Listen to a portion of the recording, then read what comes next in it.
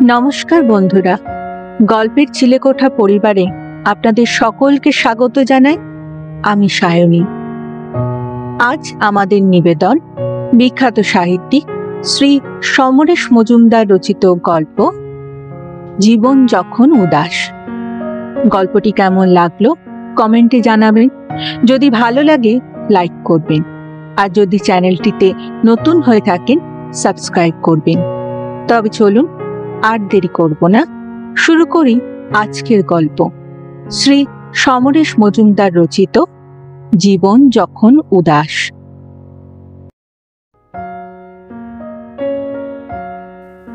অস্বস্তি শুরু হয়েছিল দিন 5 আগে। তখন কলকাতা শহর রাত জাগছে। বিশ্বকাপের খেলা শুরু হয় মাঝরাতে, শেষ হবে 2:30-টে। বাসুদেব রাত জাগতে পারে না, ফলে 11টার মধ্যেই টিভি বন্ধ করে শুয়ে পড়ে সে। সিআইটি রোডের দোতলায় 2 ঘরের ফ্ল্যাটের কোথাও 1 ফোঁটা ধুলো নেই। সবকিছুর মধ্যে যত্নের ছাপ স্পষ্ট। সকালে মতির মা এসে যাবতীয় কাজ এবং রান্না সেরে যায়। তাই খেয়ে বাসন ধুয়ে অফিসে যায় বাসুদেব। সন্ধেবেলায় বাজার করে নিয়ে এসে ফ্রিজে ঢোকায়। রাত 9:30টায় ফ্রিজ থেকে সকালের রান্না বের করে ঢুকিয়ে দেয় মাইক্রোতে। 10টার মধ্যে খাওয়া শেষ। তারপর কিছুক্ষণ টিভির সামনে বসে, তাতেই ঘুম এসে যায়। 365 দিনে মোটামুটি এই রুটিনের পরিবর্তন হয় না। 7 দিন আগে প্রবল চিৎকারে ঘুম ভেঙে গেল। চমকে উঠে বসল বাসুদেব। লোকগুলো পাগলের মতো চেঁচাচ্ছে। বাসুদেব জানলায় এলো।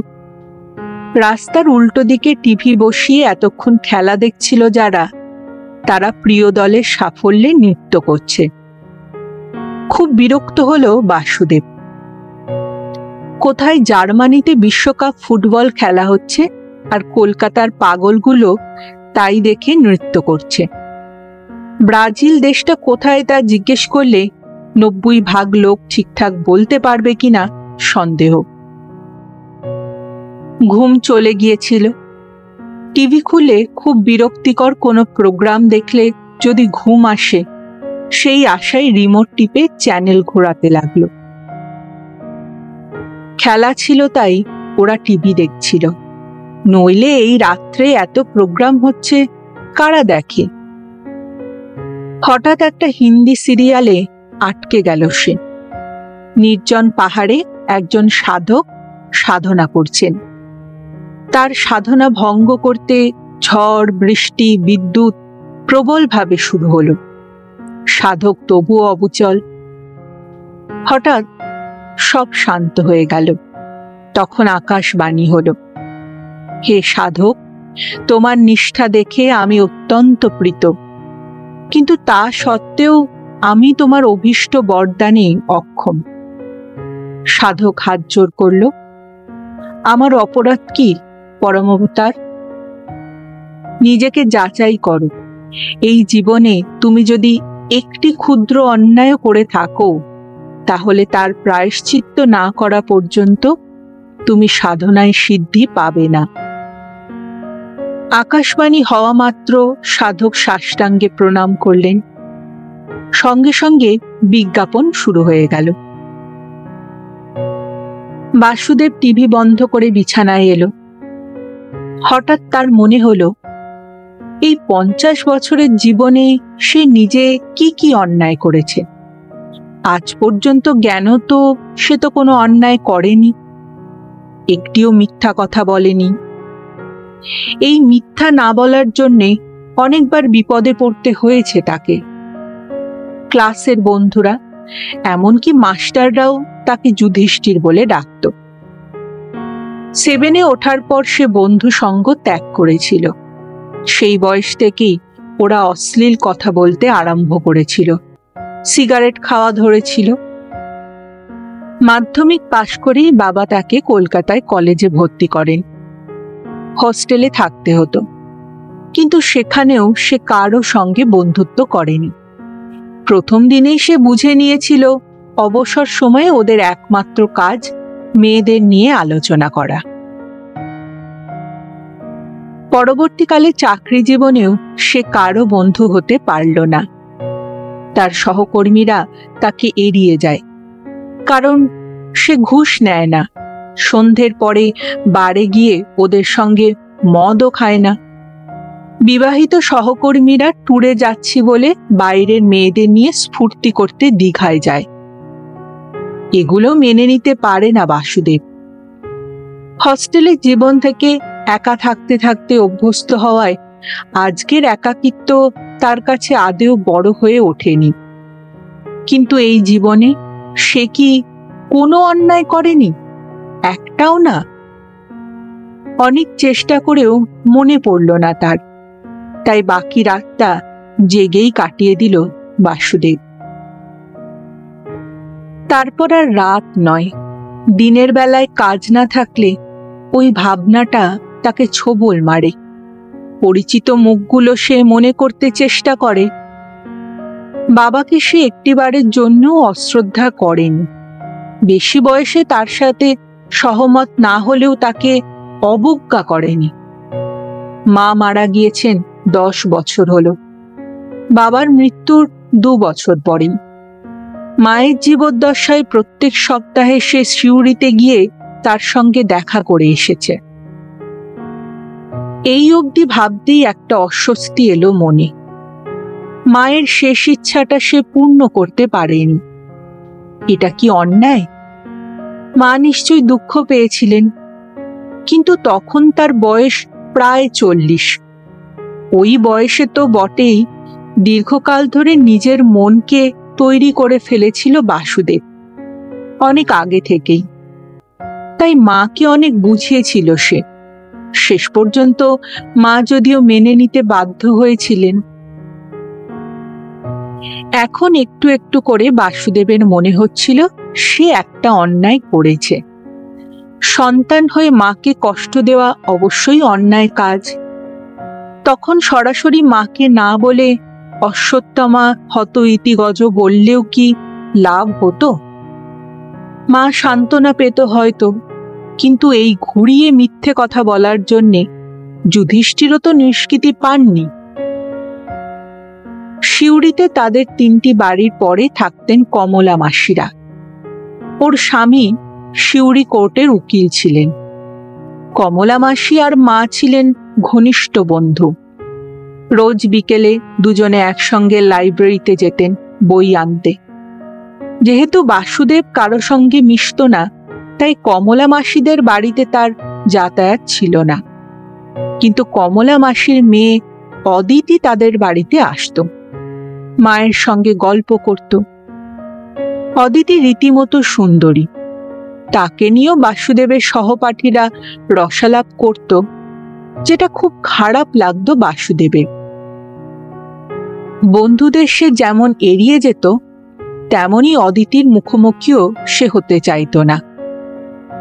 অদিতিরও যে তার সঙ্গে কথা বলার কোনো ইচ্ছে আছে তার প্রমাণও পাওয়া যায়নি।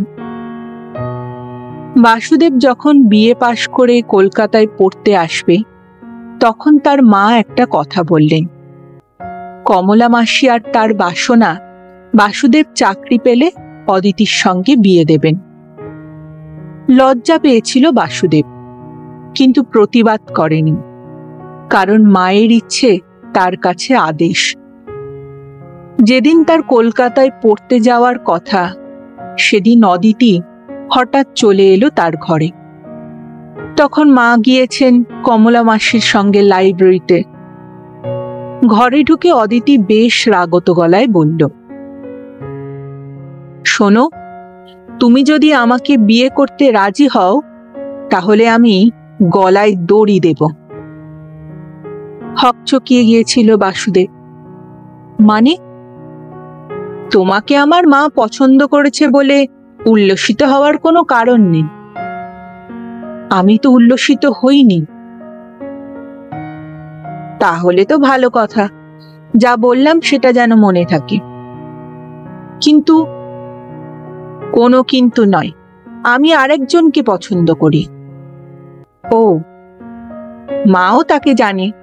তার পুষ্টি বিচার করে জেনেছে সে নাকি বিয়ের 10 বছরের মধ্যে মারা যাবে। যত বাজে কথা। সঙ্গে সঙ্গে তাকে নাকচ করে আমাকে এবারের বউ করে পাঠাতে চাইছে। ভাবো একবার। তা আমায় কি করতে হবে? বারে এড়িয়ে যাবে। বিয়ের কথা উঠলেই সময় নেবে। 2 বছর কাটাতে পারলেই ও চাকরি পেয়ে যাবে। মা রাজি না হলে আমরা সই করে বিয়ে করব। আর যদি মাতৃভক্ত রামচন্দ্র হও তাহলে আমার মরা মুখ দেখবে। কানে ঢুকছে? হ্যাঁ, মাথা নেড়েছিল বাসুদেব।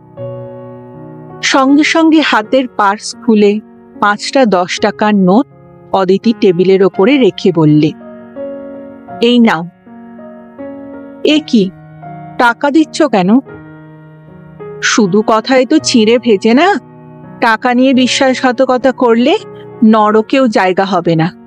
টাকা দিলে তবে চুক্তির দাম হয়। চলি। কথাগুলো গিলে ফেলতে অসুবিধে হয়নি, কিন্তু টাকাগুলো নিতে খুব বিব্রত হয়েছিল বাসুদেব। ফিরিয়ে দিতে গেলে যে অদিতি নেবে না তাতে তার সন্দেহ ছিল না। একটা খামে টাকাগুলোকে ভরে রেখে দিয়েছিল আলমারিতে। যখন পাশ করে চাকরি পেয়ে মায়ের সঙ্গে দেখা করতে গেল তখন তিনি খুশি হয়ে কমলা মাসিকে বিয়ের প্রস্তাব নতুন করে দিলেন। আর তারপরেই ঝড় শুরু হলো। শেষ পর্যন্ত কমলা মাসি এসে মায়ের কাছে খুব কাঁদলেন। মেয়ে নাকি ইতিমধ্যে তার পছন্দের ছেলের সঙ্গে রেজিস্ট্রি বিয়ে করে বসে আছে গোপনে। মা চুপ করে থাকলেন। বাসুদেবের যখন 29 বছর বয়স তখন থেকে মা তার বিয়ের উদ্যোগ নিতে চাইলেন, কিন্তু প্রতিবারই বাসুদেব তাকে নিরস্ত্র করেছে। বলেছে সে সংসারী হতে চায় না। মা বাবা যতদিন পৃথিবীতে আছেন ততদিন সে তাদের সঙ্গেই থাকতে চায়। তারপর যা হবার তা হবে। বাবা কারণ জিজ্ঞেস করতে বাসুদেব খুব বিনীত হয়ে বলেছিল, তোমরা ছাড়া অন্য কোনো মানুষের সঙ্গে আমি মানিয়ে নিতে পারি না, যে কারণে আমার সঙ্গে কারো বন্ধুত্ব হয়নি। অচেনা একজন মহিলাকে বিয়ে করলে দূরত্ব থেকেই যাবে। মা জিজ্ঞেস করেছিলেন, তোর পছন্দের কেউ যদি থাকে তো বল। বাসুদেব হেসেছিল। আমার কি পছন্দ তা আমি আজও বুঝতে পারলাম না যে মা।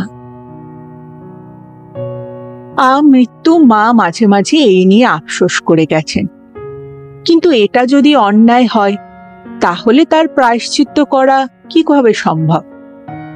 মা নেই। মায়ের সঙ্গে যদি সে অন্যায় করে থাকে তাহলে সেটা সংশোধনের কোনো রাস্তাও নেই। তাছাড়া তিনি যদি থাকতেন তাহলে সে কিভাবে সংশোধন করত? 50 বছর বয়সে বিয়ের পিঁড়িতে বসে লোক হাসিয়ে? হঠাৎ তার মনে পড়ে গেল আলমারি খুলে লকারের কোণ থেকে সেই খামটা বার করে আনল। প্রায় 30 বছর আগে খামটাকে যেভাবে দিয়েছিল অদিতি তা অবিকল ভাবে রয়েছে। খামের ভিতর 5টা 10 টাকার নোট। এই নোটগুলো আজকাল সচরাচর দেখা যায় না। মাকে জানায়নি সেই টাকাগুলোর কথা। অদিতি দাম দিতে চেয়েছিল, দাম না ঘুষ। আজ মনে হলো এটাও তার জীবনের একটা বড় অন্যায়। এর প্রায়শ্চিত্ত হতে পারে নোটগুলো যে দিয়েছিল তাকে ফিরিয়ে দিয়ে। কিন্তু 30 বছর বড় কম সময় নয়। বিয়ের পরে অদিতি এখন কোথায় তা বাসুদেবের জানা নেই। প্রায় 50-এ পৌঁছে যাওয়া অদিতি নিশ্চয়ই অন্য 5 জন প্রৌঢ়াদের মতো সংসার নিয়ে ব্যস্ত। এখন তাকে বিরক্ত করা কি ঠিক হবে? বাসুদেব ঠিক করল অদিতির ঠিকানা জোগাড় করে খামের ওপর ডাকটিকিট সেঁটে টাকাগুলো পাঠিয়ে দেবে সে। কে পাঠালো তা অন্য কেউ না বুঝলেও অদিতি নিশ্চয়ই একটু ভাবলে বুঝতে পারবে। সিউড়িতে এখন ছোট কাকা কাকিমা থাকেন। তাদের ছেলেমেয়েরা চাকরি এবং বিয়ের সূত্রে বাইরে। বহু বছর পরে বাসুদেব সিউড়িতে পৌঁছে গেল। তাকে পেয়ে কাকিমা কাকা বিহ্বল। ছেলেদের বিরুদ্ধে বিস্তর অভিযোগ করলেন। কাকিমা বললেন, তুই বিয়ে করিসনি বলে তোর মাকে শেষ সময় নিজের কাছে নিয়ে গিয়েছিলি। বৌমারা তো ছেলেদের এখানে আসতেই দেয় না রে। বিকেলে বাড়ি থেকে বেরিয়ে বেড়াতে বের হলো বাসুদেব। তাদের পাড়াটা তাই একই রকমেরই রয়ে গেছে। স্কুল ছাড়ার সময়টা যেন এখানে স্থির হয়ে আছে। হাঁটতে হাঁটতে কমলা মাসির বাড়ির সামনে পৌঁছে গেল বাসুদেব। আবছা মনে পড়ছে, অদিতির একটা ভাই ছিল। সে নিশ্চয়ই এখন সংসারের কর্তা। বারান্দার ওপাশে মূল দরজা ভেতর থেকে বন্ধ। পাশের খিড়কি দরজায় শব্দ করল সে। দ্বিতীয়বারে গলা কানে এলো, কে কে এসেছে? গলাটা এত বছর বাদেও কমলা মাসিরই মনে হলো।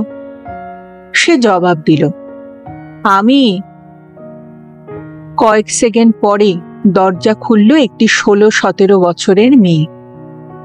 তার দিকে তাকিয়ে জিজ্ঞেস করল, কাকে চাই? বাসুদেব হাসল, কমলা মাসি। আপনি? আমার নাম বাসুদেব। তুমি কে? আমি ওর নাতনি। কে রে পয়া? ওপাশ থেকে কমলা মাসির গলা ভেসে এলো। পয়া দ্রুত ভেতরে চলে গেল। ইতস্তত করছিল বাসুদেব, কিন্তু তার মধ্যেই কমলা মাসি নেমে এসেছেন। খুব রোগা হয়ে গেছে তার শরীর, চুল প্রায় সাদা। বাসুদেব এগিয়ে গিয়ে প্রণাম করতেই বৃদ্ধা কেঁদে উঠলেন সশব্দে। মিনিট 5 বাদে যখন কমলা মাসি শান্ত হলেন, তখন তার আক্ষেপ শুরু হলো। বাসুদেবের মা চলে গেছেন, অথচ তিনি পড়ে আছেন, ইত্যাদি।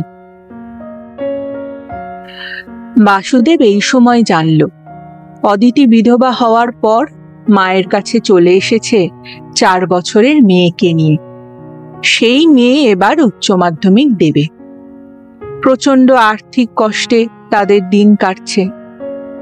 ওপাশে দুটো ঘর থেকে মাসে মাত্র 2000 টাকা ভাড়া পাওয়া যায়। এছাড়া অদিতি 4টে ছাত্রীকে পড়িয়ে মাসে আনে 2000। এই 4000 টাকার 3000 সংসার চালাতে হচ্ছে। নাতনির জন্য একটা প্রাইভেট টিচার রাখারও তাদের ক্ষমতা নেই। তারপর কমলা মাসি কান্না মেশানো গলায় অনুশোচনা করে বললেন, তোর মায়ের ইচ্ছে ছিল, আমিও কত আশা করেছিলুম, কিন্তু মেয়ে নিজের পায়ে জেনে শুনে কুড়ুল মারলে কে আর তাকে আটকাবে? হ্যাঁ রে, তোর বউকে এনেছিস? মাথা নাড়ল বাসুদেব। না। আনলি না কেন রে? দেখতাম। থাকলে তো আনবো।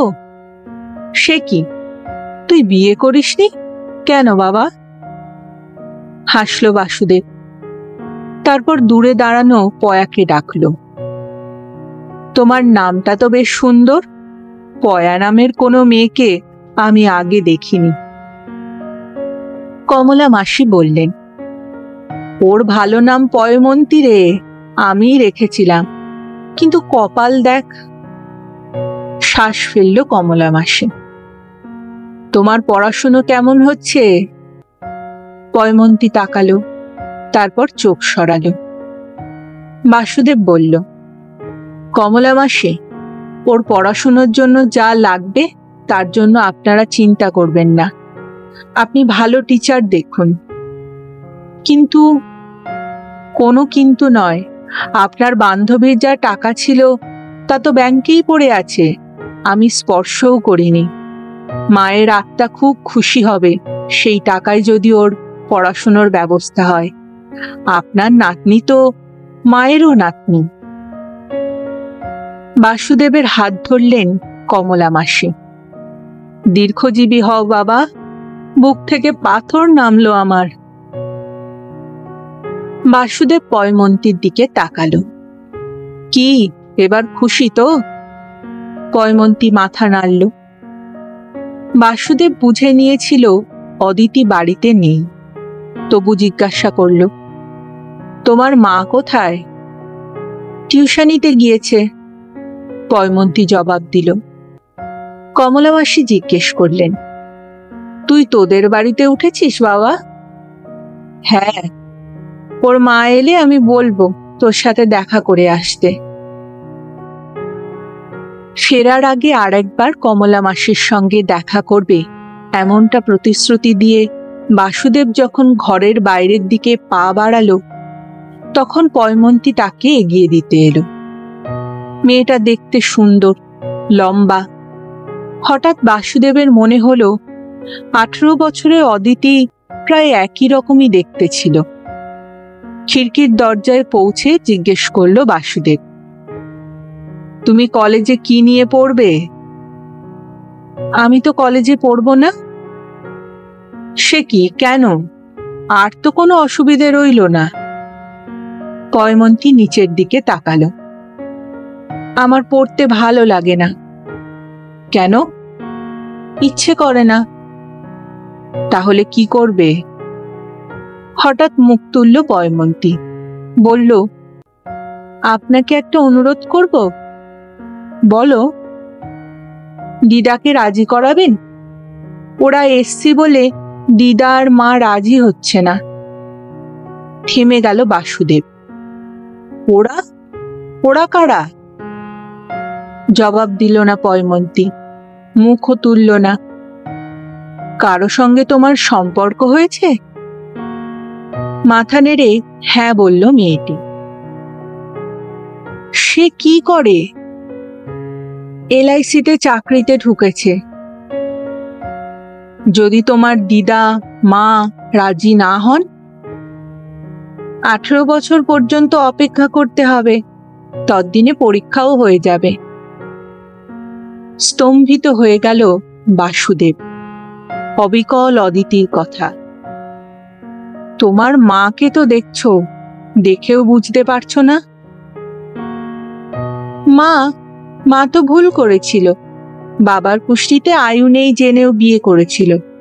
ওর কুষ্টিতে আছে, 80 বছর পর্যন্ত বাঁচবে। বলে পয়মন্তী ফিরে গেল ভেতরে। ঠিক তখনই অদিতিকে দেখতে পেল বাসুদেব।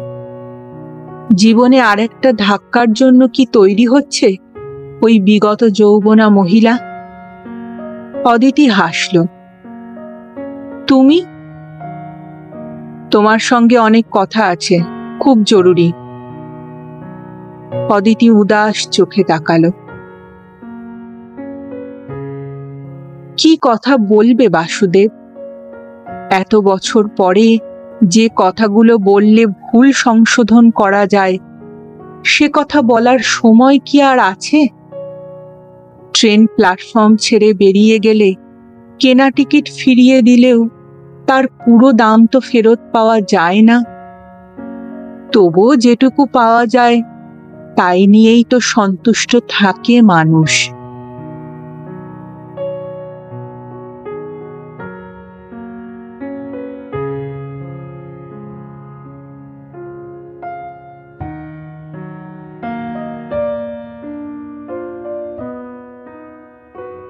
শুনছিলেন আজকের গল্প শ্রী সমরেশ মজুমদার রচিত জীবন যখন উদাস।